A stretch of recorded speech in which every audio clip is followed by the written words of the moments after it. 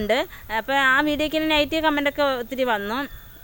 അപ്പം ഞാൻ ഈ വീഡിയോ ചെയ്യാൻ ഉദ്ദേശം എന്ന് വെച്ചാൽ ഇനിയും മോണിറ്റൈസ് ആവാത്തവർ എന്നെപ്പോലെ നിങ്ങളെ ചെറുതായിട്ടൊന്ന് പരീക്ഷിച്ച് നോക്കണം. ഇത് ഞാൻ പരീക്ഷിച്ചത് ഞാൻ ആ വീഡിയോ കണ്ടിട്ടാണ് ഇങ്ങനെ പരീക്ഷിച്ച് നോക്കിയത്. ഹായ് ഹലോ എല്ലാ കൂട്ടുകാർക്കും രജി സതി അബി ബ്ലോഗ് ചാനലിലേക്ക് സ്വാഗതം. എല്ലാ കൂട്ടുകാരും സുഖമായിരിക്കുന്നെന്ന് വിശ്വസിക്കുന്നു. അപ്പം നമ്മുടെ ഇന്നത്തെ ബ്ലോഗ് എന്താണെന്ന് വെച്ചാൽ നമ്മുടെ ചാനൽ മോണിറ്റൈസ് ആയവരെല്ലാവരും അറിഞ്ഞാലല്ലോ, നമ്മുടെ ചാനൽ കാണുന്ന എല്ലാവരും അറിഞ്ഞു കാണുമല്ലോ. അപ്പോൾ ഞാൻ എങ്ങനെയാണ് എൻ്റെ ചാനൽ മോണിറ്റൈസ് ആക്കി എടുത്തത് എന്നുള്ളതാണ് ഇന്നത്തെ വീഡിയോയിൽ ഞാൻ പറയുന്നത്. അതിനു മുന്നേ ഞാൻ ചാനൽ തുടങ്ങാൻ ഉണ്ടായ സാഹചര്യം കൂടി പറയാം. ഞാൻ എൻ്റെ വീട് കേരളയിൽ കൊല്ലം പരൂരാണ്. കല്യാണത്തിന് മുന്നേ ഞാൻ കളരി രസായന എന്ന ഒരു ആയുർവേദ ഹോസ്പിറ്റലിൽ ജോലിക്ക് പോയിക്കൊണ്ടിരിക്കുകയായിരുന്നു. അപ്പോൾ അവിടെ വെച്ചിട്ടാണ് എനിക്ക് തമിഴ്നാട്ടിലുള്ള ഈ ഒരു ആലോചന വന്നത്, ചേട്ടൻ്റെ ആലോചന വന്നത്. അവിടെ ചേട്ടൻ്റെ പെങ്ങൾ ജോലിക്ക് വന്ന് അങ്ങനെ എന്നെ കണ്ട് ആലോചിക്കുമായിരുന്നു. അപ്പോഴത്തേക്ക് ഞാൻ തമിഴ്നാട്ടിലോട്ട് കല്യാണം കഴിച്ചിട്ട് വന്നിട്ട് ഞാൻ ജോലി റിസൈൻ ചെയ്തില്ല, ജോലിക്ക് പൊയ്ക്കൊണ്ടിരുന്നു. കാരണം എന്ന് വെച്ചാൽ വീട്ടിൽ വന്നതിന് ശേഷം ഞാനങ്ങ് കേരളത്തിൽ തിരിച്ചു പോയി. എൻ്റെ വീട്ടിൽ നിന്നുകൊണ്ട് ജോലിക്കും പോയി. ചേട്ടനങ്ങ് തമിഴ്നാട്ടിലായിരുന്നു. പിന്നെ ആഴ്ചയിലെല്ലാം കാണാൻ വരുമായിരുന്നു വീട്ടിൽ. അങ്ങനെ കഴിഞ്ഞുകൊണ്ടിരുന്നപ്പോഴത്തേക്കാണ് ഞാൻ അഭികുട്ടനെ പ്രഗ്നൻ്റ് ആവുന്നത്.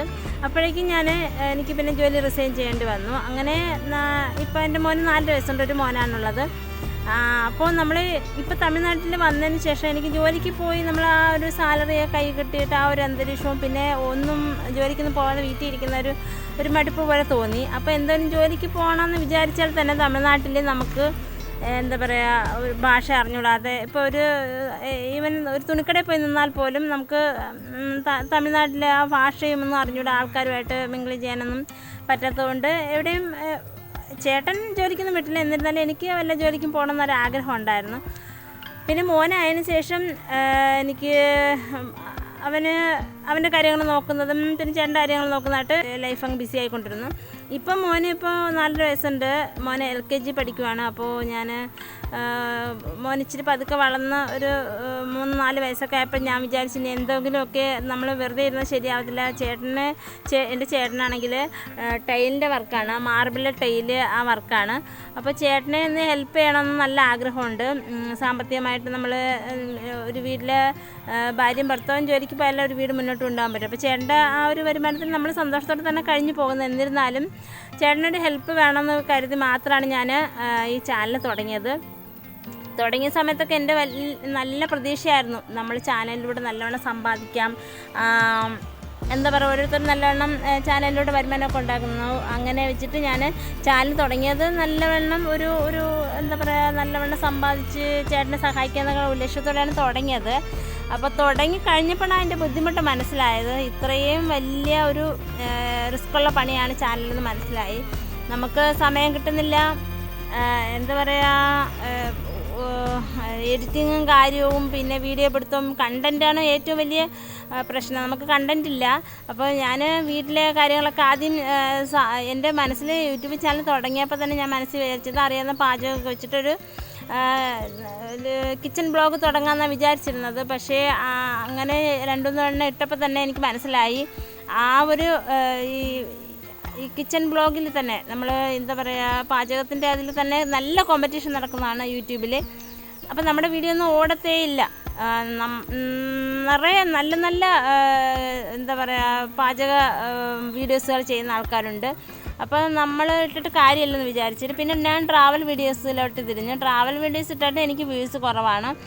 അങ്ങനെ പിന്നെ എന്ത് ചെയ്യാമെന്ന് വിചാരിച്ചിരുന്നപ്പോഴാണ് ഞാൻ പിന്നെ തമിഴ്നാട്ടിലെ നമ്മൾ ഓരോരോ ആചാരങ്ങളും പിന്നെ തമിഴ്നാട്ടിലെ രീതികളും എല്ലാം നമ്മൾ എൻ്റെ കേരള ചാനലാണല്ലോ, അപ്പോൾ കേരളത്തിലുള്ളവർക്ക് ഇങ്ങനെ അറിയിച്ചു കൊടുക്കുക അങ്ങനെയൊക്കെ വെച്ചിട്ട് ഞാൻ ഡേ ഇൻ മൈ ലൈഫും പിന്നെ വാട്ട് ഈറ്റിനിടെയും പിന്നെ ഇടയ്ക്കിടയ്ക്ക് ട്രാവൽ വീഡിയോസ് ഓരോ സ്ഥലത്തൊക്കെ പോകണം, തമിഴ്നാട്ടിലെ ഓരോ സ്ഥലത്തൊക്കെ പോകണ വീഡിയോ ഒക്കെ അപ്ലോഡ് ചെയ്തുകൊണ്ടിരുന്നു. അപ്പോൾ തുടക്കത്തിൽ തന്നെ എൻ്റെ ചാനലിന് നല്ല വലിയ റീച്ചൊന്നും ഇല്ലായിരുന്നു, വ്യൂസൊക്കെ കുറവായിരുന്നു. പിന്നെ ഞാൻ ഒരു വീഡിയോ ഇട്ടപ്പോൾ ക്ലിക്കായി. അത് എന്താണെന്ന് വെച്ചാൽ നമ്മുടെ തമിഴ്നാട്ടിലെ റേഷൻ കടയിൽ പോണ ഒരു വീഡിയോ ആണ്. ഞാൻ മുന്നേ ഇട്ടൊരു വീഡിയോ ആണ്. ചാനൽ തുടങ്ങി ഒരു ആഗസ്റ്റ് മാസത്തിലാണ് തുടങ്ങിയത്. സെപ്റ്റംബർ മാസമൊക്കെ ആയപ്പോൾ ഞാൻ ഈ വീഡിയോ ഇട്ടത്. അപ്പോൾ എനിക്ക് അതിനെക്കുറിച്ച് കൂടുതൽ അറിയാത്തതുകൊണ്ട് ഞാൻ 3 മിനിറ്റാക്കി കട്ട് ചെയ്ത് 3 മിനിറ്റാക്കിയാണ് ആ വീഡിയോ ഇട്ടത്. പക്ഷേ അത് നല്ലൊരു കണ്ടൻ്റ് ആയിരുന്നു. കാരണം എന്ന് വെച്ചാൽ നമ്മുടെ തമിഴ്നാട്ടിലെ റേഷൻ കടയിൽ എന്തൊക്കെ സാധനങ്ങൾ കിട്ടും എന്ന് നമ്മൾ ഇപ്പം തമ്പനയിലും വെച്ചിട്ട് കൊടുക്കുമല്ലോ. അപ്പം നമ്മുടെ കേരളത്തിലെ ആൾക്കാർക്കൊക്കെ അറിയാനുള്ളതൊരു ക്യൂരിയോസിറ്റി ഉണ്ടാവും, എന്താണ് തമിഴ്നാട്ടിലെ റേഷൻ കടയിൽ കിട്ടുന്നത് എന്ന് വെച്ചിട്ട് ആൾക്കാർക്ക് അറിയാനായിട്ട് ഇത് കാണുമല്ലോ. അപ്പോൾ ആ വീഡിയോ അതുകൊണ്ടാണെന്ന് തോന്നുന്നു, ആ കണ്ടൻറ്റ് അങ്ങനെ ആയതുകൊണ്ടാണെന്ന് തോന്നുന്നു ആ വീഡിയോ നല്ല ക്ലിക്കായി. ആ വീഡിയോ 19K വരെ പോയി. എനിക്ക് ആദ്യത്തെ കൂടുതൽ വ്യൂ കിട്ടിയത് ആ വീഡിയോയിൽ നിന്നാണ്. അതിൽ തന്നെ എനിക്ക് 583 മണിക്കൂർ ആ വീഡിയോയിൽ തന്നെ കിട്ടി. അത് തുടക്കത്തിലായിരുന്നു. പിന്നെ അതിനുശേഷം അതുപോലുള്ള കണ്ടൻറ്റൊന്നും ഞാൻ ഇട്ടിട്ട് കിട്ടുന്നില്ല. തമിഴ്നാട്ടിലെ കടയിൽ പോകുന്നതൊക്കെ ഞാൻ ഇട്ട് നോക്കി, ഇതേപോലത്തെ സാഹചര്യം. അപ്പോൾ അതൊന്നും കിട്ടുന്നില്ല. പക്ഷേ ഈ വീഡിയോ എനിക്ക് നല്ലവണ്ണം ഇച്ചിരി വാച്ച് ടൈമൊക്കെ ഇച്ചിരി ഉണ്ടാക്കി തന്നു. അപ്പോഴത്തേക്ക് ഒരു വർഷത്തിനകം വെച്ചിട്ട് എനിക്ക് 3000 അടുപ്പിച്ച് വാച്ച് അവറായി. ഞാൻ പിന്നെ എൻ്റെ കഴിവിൻ്റെ പരമാവധി ശ്രമിച്ചുകൊണ്ടിരുന്നു. 4000 വാച്ച് അവർ ആവണ്ടേ, സബ്സ്ക്രൈബർ നമുക്ക് എങ്ങനെയായാലും ആവുമല്ലോ. 4000 വാച്ച് അവർ ആയാലേ നമുക്ക് നമ്മുടെ ചാനൽ മോണിറ്റൈസ് ചെയ്യാൻ പറ്റുള്ളൂ. അപ്പോൾ അപ്പോഴത്തേക്കും ഞാൻ പിന്നെ ഇടയ്ക്ക് ഹോസ്പിറ്റലിലെ കേസൊക്കെ വന്നു. ചേട്ടൻ ഇങ്ങനെ ഡെങ്കിപ്പനിയായിട്ട് ഹോസ്പിറ്റലിൽ അഡ്മിറ്റ് ചെയ്തു. പിന്നെ അങ്ങനെ മോന് സുഖമില്ലാതെ ഹോസ്പിറ്റൽ, അങ്ങനെ ഒരുപാട് വീഡിയോയ്ക്ക് ഇടയ്ക്കൊക്കെ കുറച്ച് നിർത്തി വയ്ക്കേണ്ടി വന്നു. അതിന് മുന്നേ ഞാൻ ഡെയിലി കണ്ടിന്യൂസ് ആയിട്ട് വീഡിയോ ഇട്ടുകൊണ്ടിരുന്നു. ഷോർട്ട് വീഡിയോ ഇട്ടിരുന്നു, ലോങ് വീഡിയോ ഇട്ടിരുന്നു. പക്ഷേ ഇങ്ങനെ ഹോസ്പിറ്റൽ കേസൊക്കെ വന്നപ്പോൾ കുറച്ച് ഞാൻ വീഡിയോ ഒക്കെ ഇടാൻ മടിച്ചു, വീഡിയോ ഒക്കെ ഇടാതിരുന്നു. അങ്ങനെ ഒരു വീഡിയോ പറ്റിയതാണ്. പിന്നെ എന്താ പറയുക, ഉറുമ്പ് ഇങ്ങനെ സാധനങ്ങൾ കൂട്ടി വയ്ക്കുന്ന കണക്കായിരുന്നു എൻ്റെ വാച്ച് ടൈം ഞാൻ കൂട്ടി കൊണ്ടുവന്നത്. പക്ഷേ ഒരു വർഷം കഴിഞ്ഞപ്പോഴത്തേക്കും എൻ്റെ വാച്ച് അവർ കുറഞ്ഞു തുടങ്ങി. അപ്പോഴത്തേക്കൊരു 2800 സംതിങ് വാച്ച് അവർ ആയിട്ടുള്ളായിരുന്നു. അപ്പം ഞാൻ വിചാരിച്ചു ഹാഫ് മോണിറ്റൈസേഷൻ പോലും ആവത്തില്ലല്ലോ എന്ന് വെച്ചിട്ട് ടെൻഷൻ അടിച്ചിരുന്ന എൻ്റെ വാച്ച് അവർ കുത്തനെ കുറയാൻ തുടങ്ങി കേട്ടോ. നല്ലവണ്ണം കുറഞ്ഞു. കാരണം എന്ന് വെച്ചാൽ ഞാൻ ആദ്യം തുടങ്ങിയ സമയത്താണല്ലോ എനിക്ക് ഞാൻ പറഞ്ഞില്ല, ഈ റേഷൻ കടയിലെ വീഡിയോ ക്ലിക്കായത് 19K കയറി, 19.5K കയറി.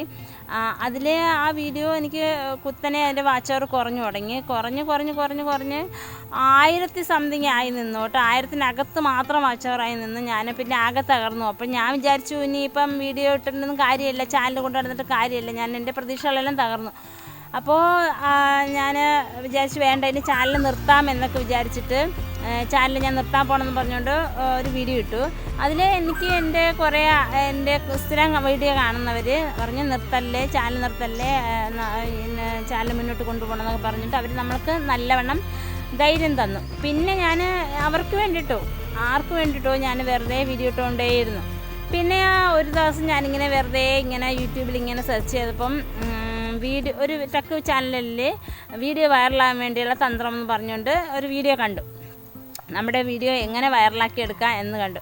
അപ്പോൾ ഞാൻ ആ വീഡിയോ ക്ലിക്ക് ചെയ്ത് ഓൺ ചെയ്ത് നോക്കിയപ്പോഴത്തേ അതിൽ ചേട്ടൻ പറയുന്നത് നമ്മുടെ ചാനലിൽ ഏറ്റവും പോപ്പുലറായിട്ടുള്ള വീഡിയോ എടുക്കണം, നമ്മൾ ഇട്ടിട്ടുള്ള ഏറ്റവും പോപ്പുലറായിട്ട് നല്ല വ്യൂസ് കയറിയ വീഡിയോ എടുത്തിട്ട് നിങ്ങളത് തന്നെ വീണ്ടും ഒന്നുകൂടി ഷൂട്ട് ചെയ്ത് ആ കണ്ടൻറ്റ് തന്നെ ഒന്നുകൂടി ചെയ്യാൻ പറഞ്ഞു.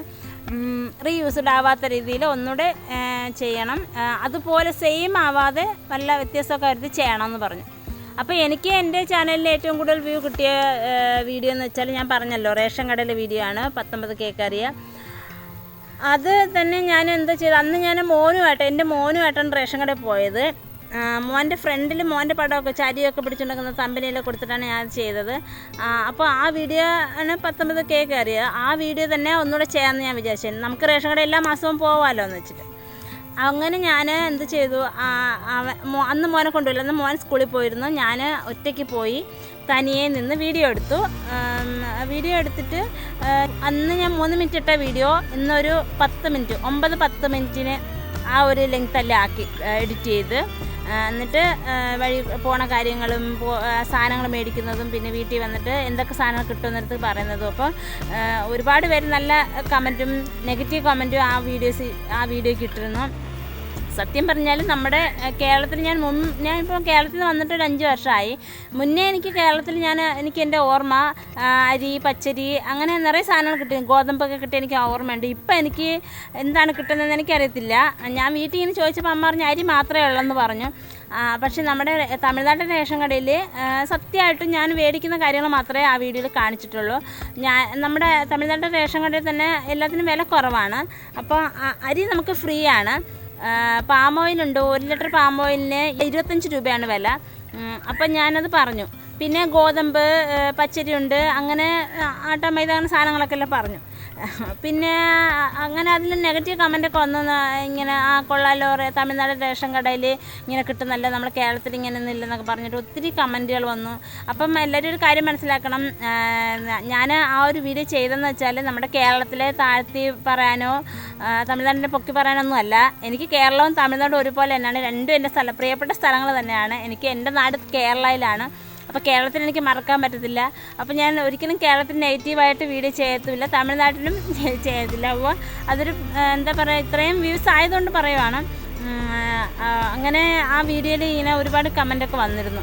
അപ്പോൾ നിങ്ങളൊരു കാര്യം മനസ്സിലാക്കണം, കേരളം എന്നും എൻ്റെ പ്രിയപ്പെട്ടത് തന്നെയാണ് കേട്ടോ. ഞാൻ ഈ ഒരു കടയിൽ പോയി ഇത്ര സാധനം കിട്ടുന്നെന്നുള്ള കാണിച്ചെന്നേ ഉള്ളൂ. അങ്ങനെ ആ വീഡിയോ എടുത്തു, അപ്ലോഡ് ചെയ്തു.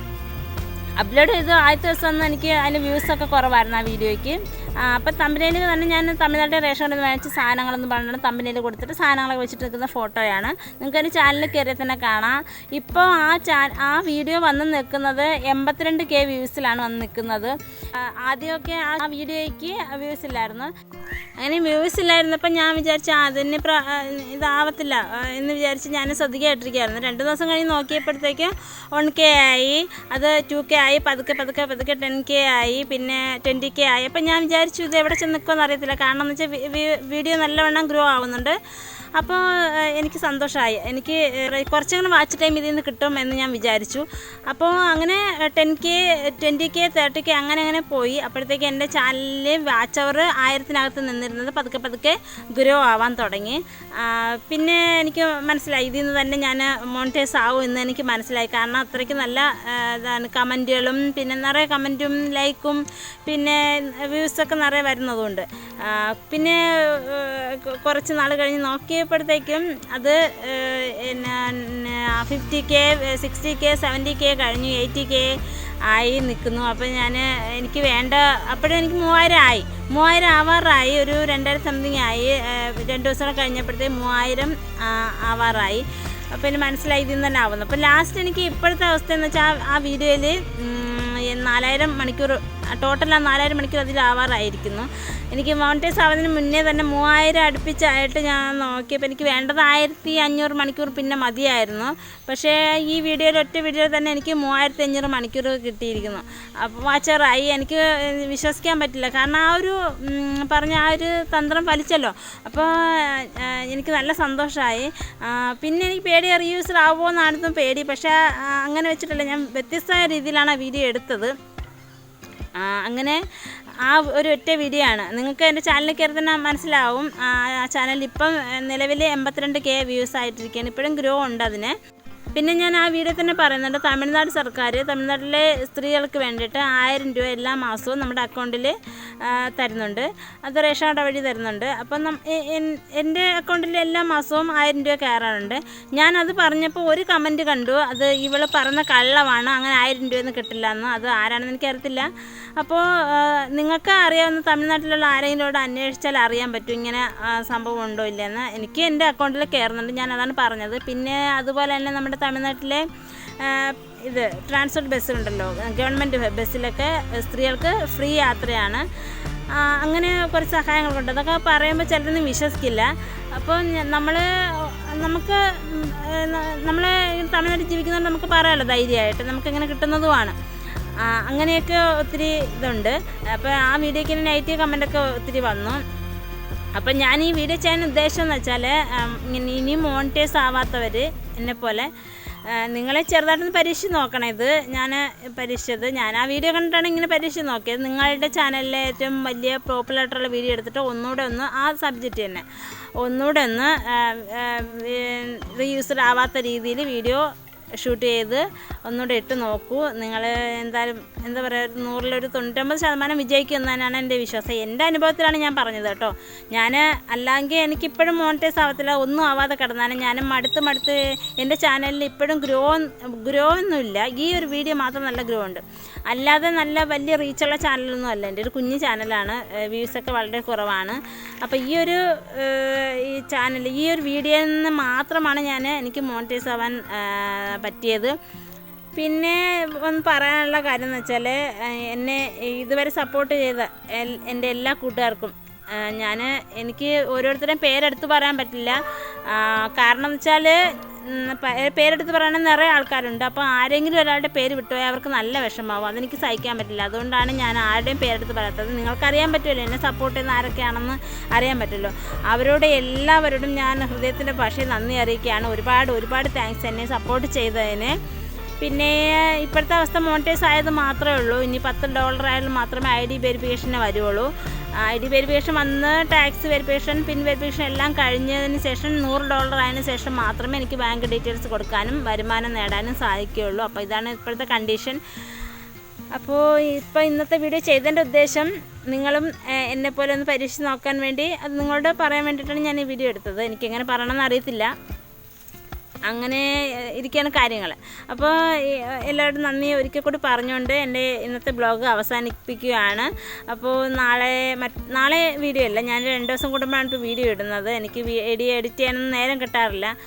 അപ്പോൾ നാളെ വീഡിയോ അല്ല, മറ്റന്നാൾ ലോങ് വീഡിയോ കാണും. അപ്പോൾ ഇന്നത്തെ ബ്ലോഗ് കൂടെ അവസാനിക്കുകയാണ്. എല്ലാവർക്കും നല്ലൊരു ദിവസം നിർത്തുന്നു. നിങ്ങളുടെ സ്വന്തം രജി. Tata, bye bye.